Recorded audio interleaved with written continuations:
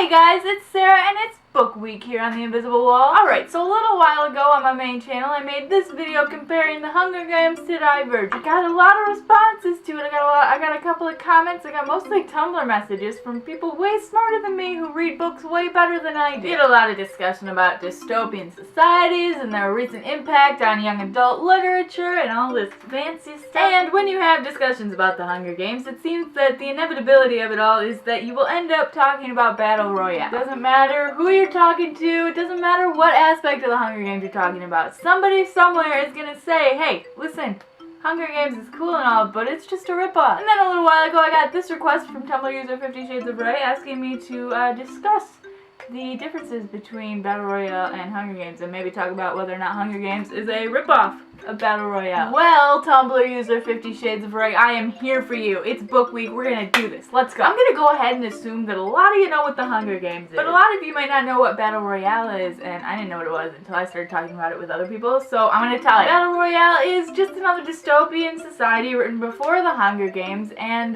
it's basically kids go in an arena to kill each other. Yeah. While in the Hunger Games it's called the Games, in Battle Royale it's called the Project. It's kind of the same concept. Both the Games and the Project are results of past rebellion, but there are some key differences between the two of them. In the Hunger Games, the rebellion came from pretty much all ages, and they all kind of had different motives, family and friends and yeah, all that cool stuff.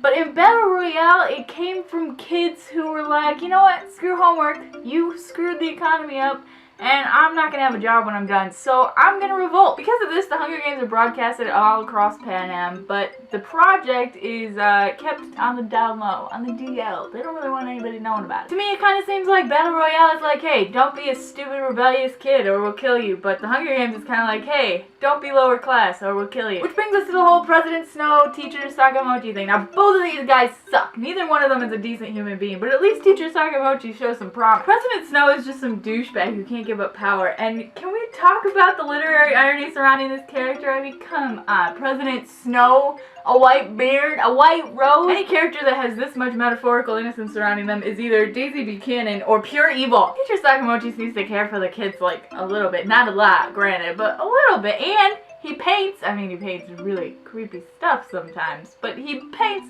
which shows like some sort of emotion. Meanwhile, President Snow is just blank. Blank is a white piece of paper. And then there's the kids going off into the arena, which is most people's grounds for comparing the two stories. Listen, I don't want this to come as a shock to you or anything, but this whole kids killing kids thing is not new to literature. Like, not even a little bit. Having kids kill other kids brings up important questions about, like, innocence and death and fate and all that good stuff. It makes us ask ourselves if we think people are naturally good or naturally bad. And it makes us wonder if, when it really comes down to it, are humans more civilized than lions or bears are? If my only option is to live and kill you or not kill you and die, I'm gonna live and kill you. It's natural instinct. Unless you're like my mom or something.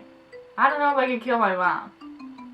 So yeah, I guess technically Suzanne Collins stole the kids killing kids thing, but I mean, so did every other one of your favorite dystopian authors. It's a trope of the genre. It happens every single time. That's the whole point. It takes a story from leisurely reading to things that we can apply to our own life. Speaking of our own lives, this takes me to the next point that I have made many a time, and will probably make many, many more a time. The Capitol is arguably the most important part of the Hunger Games, and there's no sign of it in Battle Royale. The Capitol is us. The Capitol is you and me. Chances are, if you have fast enough internet to watch this video, you are the Capitol. To be perfectly honest with you, we're pretty oblivious. We spend copious amounts of money to put things on our face and in our hair and on our clothes, and we're kind of taking advantage of what we have all the time. So really, yeah, we are the Capitol, and while you're reading the book, you're rooting for the underdog, because that's what you do. You root for the underdog in a book. But the Capitol is there to remind you that you're not the underdog. It reminds you that you could do something about what's happening, but you have to realize that something's happening first. That's kind of like one of the major points of the Hunger Games. You don't get that kind of stuff in Battle Royale. All you get is a really sad scene about best friends who don't want to be poisoned and don't trust each other anymore, so they kill each other. So in the end, do these two stories share the same kind of plot? Yeah, kinda they do. The Clock Arena in Catching Fire is suspiciously similar to the Battle Royale arena. Yeah, it is. Was there enough time between the writing of Battle Royale and the writing of Hunger Games for Suzanne Collins to read, yeah, I guess I could alter this a little bit and make some money.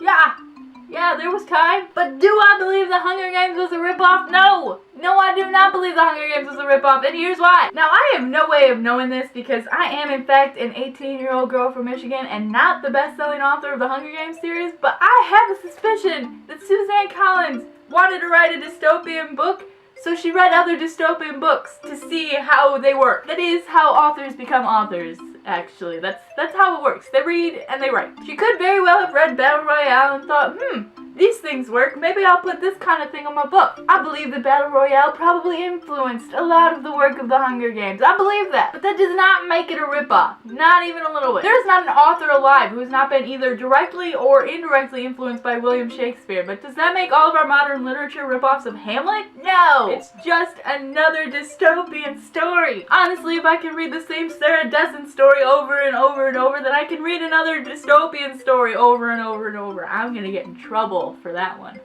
I can feel it. Final opinion, just my opinion. You could think I'm wrong, that's fine, but in my opinion, Hunger Games is not a ripoff of Battle Royale. If you agree with me and you like the words coming out of my big mouth, then go ahead and give it a big thumbs up down below. If you don't agree with me, leave a comment below. We will have a discussion and we will talk about these things. I like having these discussions because it makes me feel like I'm doing something productive, but really I'm just on YouTube. Make sure you catch Lindsay on Wednesday. She is going to do her book week, and I will see you next Monday.